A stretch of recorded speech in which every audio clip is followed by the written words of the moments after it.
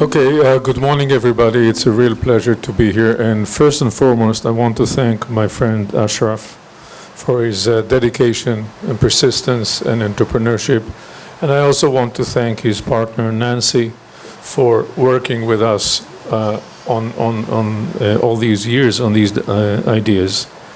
The second thing I want to say, I'm wearing two hats. On the one hand, I'm a businessman coming from the high-tech industry, and still half of my time is dedicated to business consulting for growth and exports.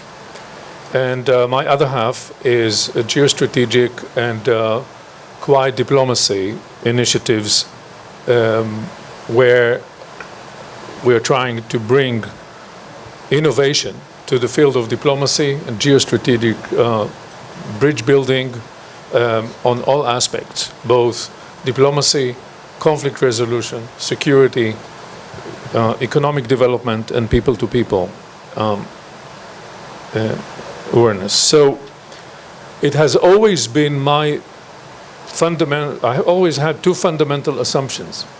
One is that the field of diplomacy needs the innovation that people have in the business world, and the people in the business world need to understand geostrategic and diplomatic considerations. You cannot live side by side. You need to understand both worlds.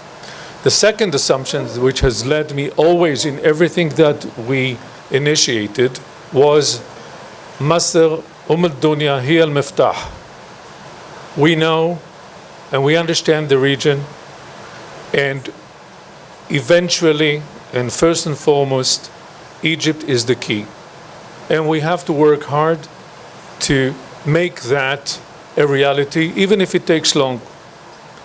So these are the two working assumptions under which we started back in 2006, a group of business people and strategists to look differently at the region and to say it's time to think out of the box and to think about regional frameworks to solve both the Israeli-Palestinian conflict, both Israeli-Arab conflicts, both addressing regional economic crises and environmental, healthcare, and climate change risks.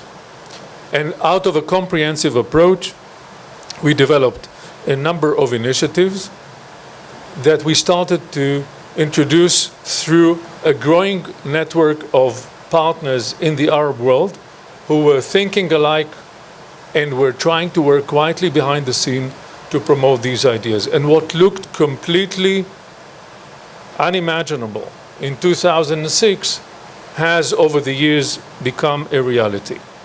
Yet we decided in 2014 that it is not enough to promote the idea, it is time to demonstrate and to actually measure our ideas. Through a number of cycles, we eventually brought together in a number of meetings a group of 25 strategists, business consultants, and business people and economists to a number of meetings to produce what we called Regionomics. Regionomics was a blueprint on how to transform the economies of the region as part of a much wider perspective that will address diplomatic and conflict as well. As I said in my underlying assumption, you cannot separate the two. Regionomics produced eventually a full report, but one very interesting page that had three big figures on it. $1 trillion was the estimated incremental GDP in the region if we took this approach and waited for something like 15 years and consistently worked on it.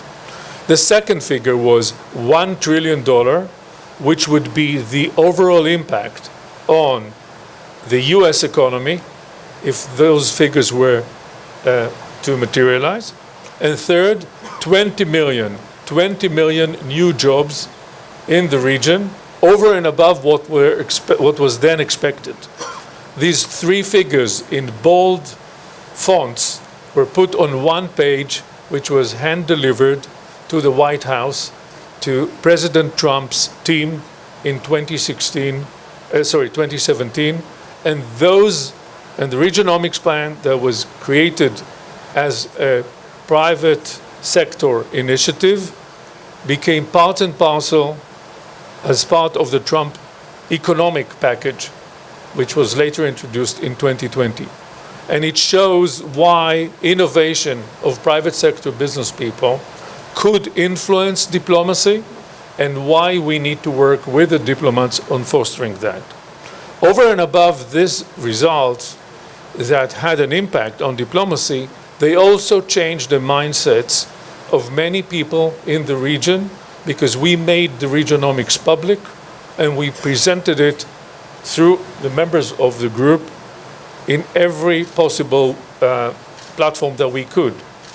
But here is the interesting result. In one of the meetings, in a corridor meeting, 3 people met and not only were contributing to a policy proposal, but they also created a business together.